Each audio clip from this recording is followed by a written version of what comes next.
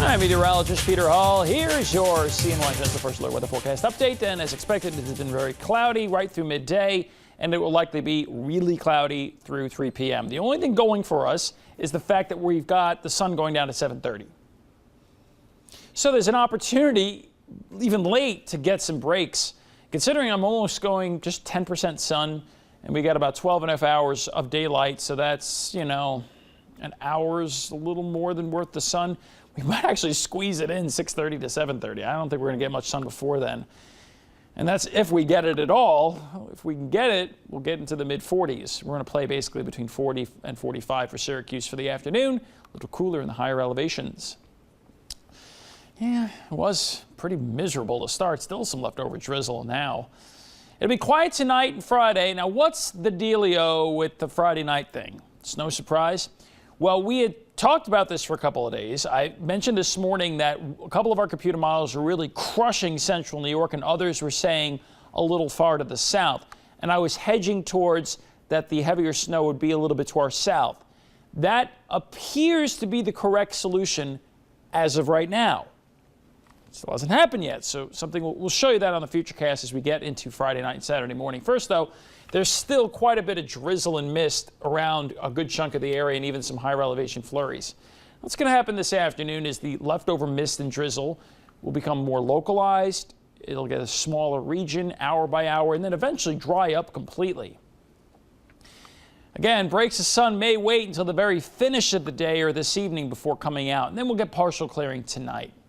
That should set ourselves up, especially for those of you that clear the most, for temps to get down to the 20s. We should have a bit of sunshine to begin Friday. Pretty decent start, but it's cold.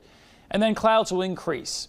Do we get snow before the finish of the day? Well, maybe a little flurry action right at the finish of the day. Temperatures only reach a high of 40.